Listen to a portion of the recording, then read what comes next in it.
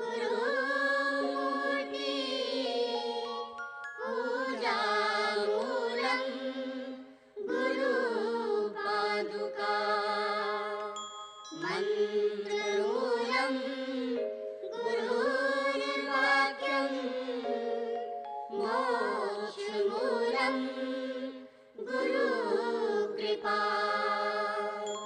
गुरुर्ब्रह्मा गुरुर्विष्णु गुरुर्देवो महेश्वरा गुरु साक्षात् परं ब्रह्म तस्मै श्री गुरुवे नमः।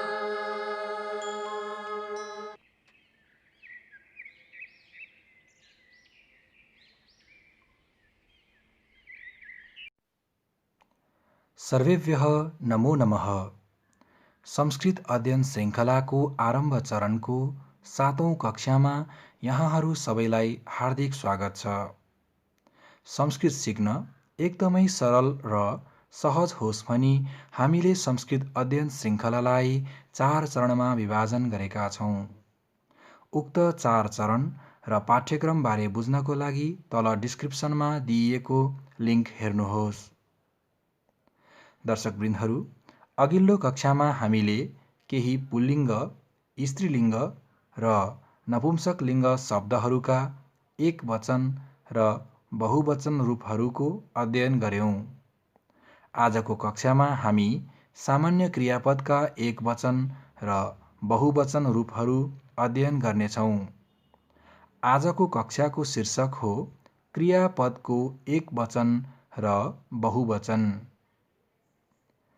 दर्शकवृन्दहरू, हामीले यसै आरम्भ चरणको 4औं कक्षामा क्रियापदबारे केही अध्ययन गरेका थियौं। यदि उक्त भिडियो हेर्नुभएको छैन भने पहिले त्यो भिडियो हेरेर अनि मात्र आजको कक्षा आरम्भ गर्नुहोला। अब आजको कक्षा आरम्भ गरौँ। स्क्रिनमा हेर्नुहोस्। देब्रेपट्टि क्रियापदको एकवचन अर्थसहित र दाहिनेपट्टि क्रियापदको बहुवचन रूप अर्थसहित दिइएको छ। पठति अर्थात् पढ्छ। पठतिको बहुवचन पठन्ति अर्थात् पढ्छन्। त्यसैगरी धावति अर्थात् दगुर्छ, दौडन्छ। धावन्ति अर्थात् दगुर्छन्। पचति अर्थात् पकाउँछ। पचन्ति अर्थात् पकाउँछन्। खादति अर्थात् खान्छ। खादन्ति अर्थात् खान्छन्। नयति अर्थात् बोक्छ। नयन्ति अर्थात् बोक्छन्। दर्शकवृन्दहरू, यहाँ देख्न सक्नुहुन्छ प्रथम पुरुष सामान्य क्रियापदको एकवचनको अन्त्यमा सबै क्रियाहरूको ति हुन्छ। जस्तै पठति पढ्छ, धावति दगुर्छ, पचति पकाउँछ। सबै क्रियापदहरूको अन्त्यमा ति हुन्छ। त्यसैगरी बहुवचनमा हलन्त न जोडिएको हुन्छ। जस्तै पठतिको पठन्ति, धावतिको धावन्ति, पचतिको पचन्ति, खादतिको खादन्ति, नयतिको नयन्ति। अब अगाडिका स्लाइडहरू हेर्नेछौँ। गर्जति अर्थात् गर्जन्छ। गर्जन्ति अर्थात् गर्जन्छन्। त्यसैगरी कुर्दति अर्थात् उफ्रन्छ। कुर्दन्ति अर्थात् उफ्रन्छन्। क्रीडति अर्थात् खेल्छ। क्रीडन्ति अर्थात् खेल्छन्। उड्डयति अर्थात् उड्छ।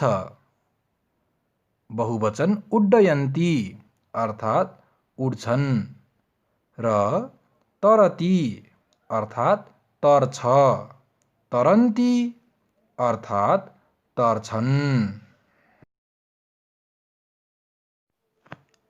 त्यसै गरी पिबती अर्थात् पिउँछ, पिबतीको बहुवचन पिबन्ती अर्थात् पिउँछन्।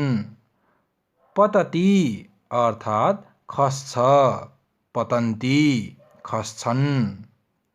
गच्छति अर्थात् जान्छ, गच्छन्ती अर्थात् जान्छन्।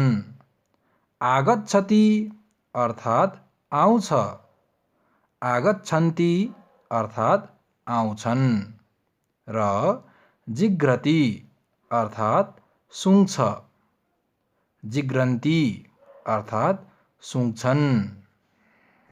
दर्शकवृन्दहरू, यहाँहरू जसले संस्कृतको धातु रूप पढ्नुभएको छ, उहाँहरूको लागि हाम्रो यो पढाउने शैली अलि भिन्न वा अलि तरिका नमिलेको जस्तो लाग्न सक्छ। हामीले सिधै धातु रूप नपढाएर अलिकति क्रियापद परिचय चौथो कक्षामा गरायौँ र आजको कक्षामा केवल प्रथम पुरुष क्रियापदको एक वचन र बहुवचन रूप पढाइरहेका छौँ। कतिपय यस्तो व्यक्तिहरू पनि हुनुहुन्छ जसले यसअघि कहिल्यै पनि संस्कृतको अध्ययन गर्नुभएको छैन।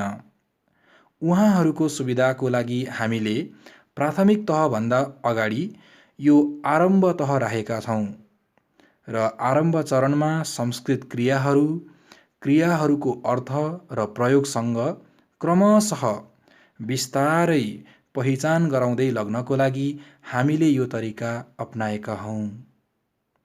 अब अगाडिको स्लाइडमा हेर्नेछौँ। एक वचनतर्फ बदनाति अर्थात् बाँच्छ, बहुवचन बदनन्ती अर्थात् बाँच्छन्। चलती अर्थात् हिँड्छ, बहुवचन चलन्ती हिँड्छन्। गायती अर्थात् गाउँछ, गायन्ती गाउँछन्। नृत्यति अर्थात् नाच्दछ, नृत्यन्ती अर्थात् नाच्दछन्। र करोति अर्थात् गर्छ, करोतिको बहुवचन कुर्वन्ती अर्थात् गर्छन्। दर्शकवृन्दहरू, यहाँ ध्यान दिनुहोला, करोतिको बहुवचन करोन्ती हुँदैन, बहुवचन कुर्वन्ती हुन्छ। केही क्रियापदहरू अपवादमा पर्छन् जसका केही रूपहरू सामान्य क्रियापदका रूपहरूभन्दा भिन्न हुन्छन्। अब अगाडिको स्लाइड हेर्नेछौँ। एक वचनतर्फ रचयति अर्थात् रच्दछ, रचयन्ती रच्दछन्। विकसति अर्थात् विकसित हुन्छ, विकसन्ती अर्थात् विकसित हुन्छन्। हसति अर्थात् हाँस्छ, हसतीको बहुवचन हसन्ती अर्थात् हाँस्छन्।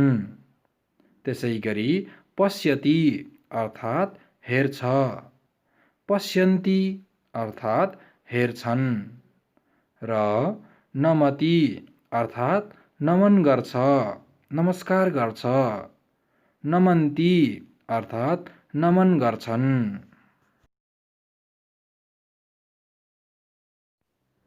त्यसै गरी यच्छति अर्थात् दिन्छ, यच्छन्ती अर्थात् दिन्छन्। भवति अर्थात् हुन्छ, भवन्ती अर्थात् हुन्छन्।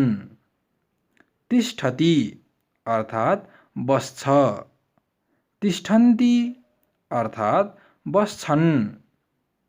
उत्तिष्ठति अर्थात् उठ्छ र उत्तिष्ठन्ती अर्थात् उठ्छन्। अनि पृच्छति अर्थात् सोध्छ, प्रश्न गर्छ, बहुवचन पृच्छन्ती अर्थात् सोध्छन्। अब त्यसै गरी एक वचनतर्फ आनयति अर्थात् ल्याउँछ, बहुवचन आनयन्ति अर्थात् ल्याउँछन्, सिञ्चति अर्थात् सिञ्चन गर्छ, बोट बिरुवाहरूमा पानी हाल्ने काम, बहुवचन सिञ्चन्ति अर्थात् सिञ्चन गर्छन्, पाठयति अर्थात् पढाउँछ, पाठयन्ति अर्थात् पढाउँछन्। दर्शकवृन्दहरू, हामीले अघिल्लो स्लाइडमा पठति अर्थात् पढ्छ भनेर सिकेका थियौँ। पठति अर्थात् पढ्छ भए जस्तै पाठयति अर्थात् पढाउँछ। त्यसै गरी खादयति अर्थात् खुवाउँछ, बहुवचनमा खादयन्ति अर्थात् खुवाउँछन्, र अन्त्यमा प्रविशति अर्थात् प्रवेश गर्छ, बहुवचन प्रविशन्ति अर्थात् प्रवेश गर्छन्। र त्यसै गरी एक वचनतर्फ रक्षति अर्थात् रक्षा गर्छ, बहुवचन रक्षन्ति अर्थात् रक्षा गर्छन्, ददाति अर्थात् दिन्छ, बहुवचन ददति अर्थात् दिन्छन्। दर्शकवृन्दहरू, यो क्रियापद पनि अपवादमा पर्ने क्रियापद हो। ददातिको बहुवचन ददान्ति नभएर ददति हुन्छ। त्यसै गरी जानाति अर्थात् जान्दछ, बहुवचन जानान्ति अर्थात् जान्दछन्, लिखति अर्थात् लेख्छ, बहुवचन लिखन्ति अर्थात् लेख्छन्, र अन्त्यमा शृणोति अर्थात् सुन्छ, बहुवचन शृणोन्ति अर्थात् सुन्छन्। दर्शकवृन्दहरू, अघिल्लो कक्षामा हामीले सिकेका शब्दहरूका एकवचन र बहुवचन रूपहरू र आजको कक्षामा हामीले सिकेका क्रियापदका एकवचन र बहुवचन रूपहरूलाई आफ्नो नोट कापीमा टिपेर राम्ररी अध्ययन गर्नुहोस्। अर्को कक्षामा हामी यिनै शब्दहरू र क्रियापदहरूलाई मिलाएर विभिन्न वाक्यहरूको निर्माण गर्नेछौँ। धन्यवाद।